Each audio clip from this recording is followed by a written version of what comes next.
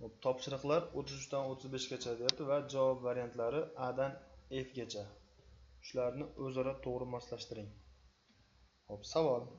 Mol nisbati 1 ga 3 bo'lgan ishqoriy metall gidritlaridan A gidrit va B gidrit iborat 44,8 gram aralashma mol miqdordagi suvda eritilsa 1,6 mol gaz ajraldi.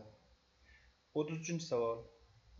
Endi shu metall gidritlar, ya'ni 3 ga 1 mol nisbatda olingan A gidrit va B gidritdan iborat 7,2 gram aralashma suvda eritilsa necha mol gaz ajraladi?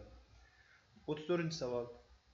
2 molga 1 mol nisbatda olingan B gidrit va A gidritdan iborat 17,6 gram aralashma suvda eritilsa necha mol gaz ajraladi? 35-savol. 1 ga 1 mol nisbatda olingan B gidrit va A gidritdan iborat 12,8 gram aralashma suvda eritilsa necha mol gaz ajraladi? Bular har birini topishimiz kerak. Xo'p, buning uchun birinchi biz metallarni topib olishimiz kerak. Qanday qilib? Xo'p, birinchi aralashmada 1 mol A gidritga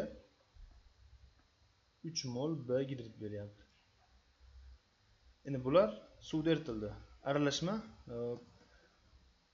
44,8 gram ekan.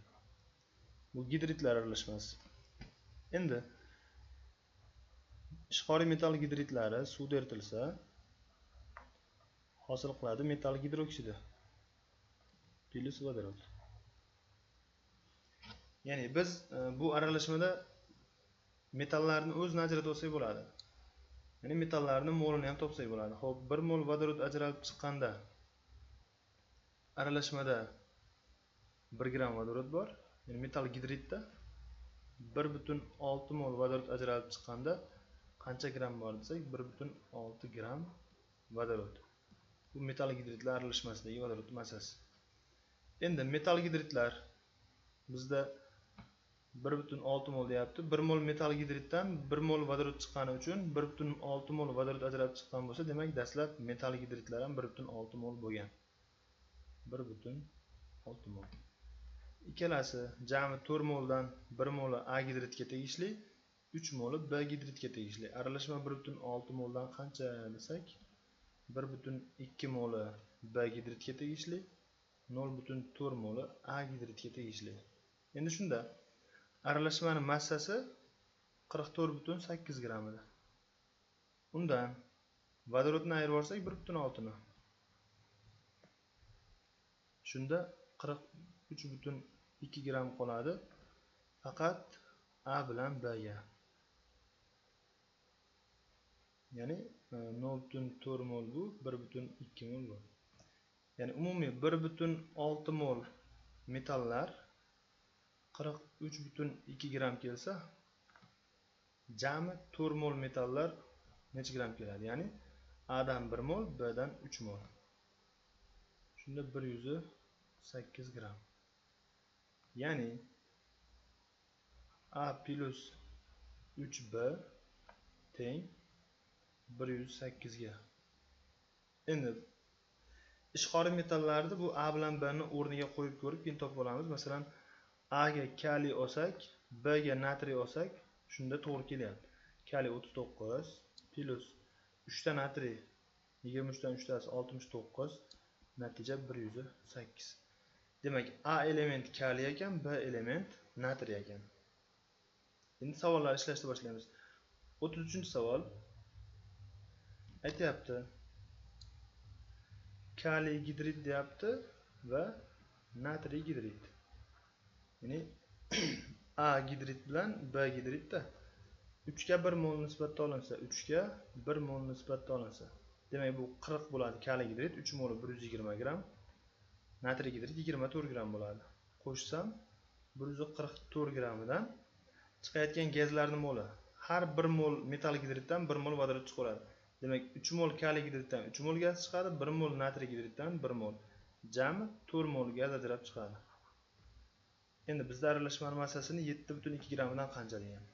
7,2 dan qancha desak, shunda 0,2 mol chiqadi. 33-savolga 0,2 degan javob to'g'ri bo'ladi. Bu 33-savol javobi. Endi 34.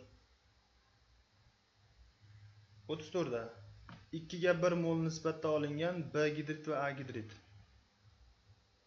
2 mol B gidrid, ya'ni natriy gidrid, 1 mol A gidrid, ya'ni kaliy gidrid. 2 mol natriy gidrid massasi 48 gram, 1 mol kaliy gidrid massasi 40 gram. Qo'shsam, jami 88 gram aralashmadan ajrab chiqqan vodorod. 2 mol natriy gidriddan 2 mol, 1 mol kaliy gidriddan 1 mol, jami 3 mol vodorod ajrab chiqadi. Bizda berilgan massa 17,6. 17,6 gramdan qancha desak, shunda 0,6 mol chiqadi. Demak, bu 34-savolga to'g'ri keladi. 34. Endi 35. 1 ga 1 mol nisbatda olingan B gidrid va A gidrid, ya'ni 1 ga 1 mol nisbatda natriy gidrid, kaliy gidrid. Kelasi ham 1 moldan. Bu 24 gram, bu 40 gram. Qo'shsam, jami aralashma 64 gram. Bu aralashma suvda eritilsak, natriy gidriddan 1 mol, kaliy gidriddan 1 mol, jami 2 mol gaz ajralib chiqadi. 12,8 gramidan qancha desak, 0,4 mol. Demak, bu 35-savolning javobi.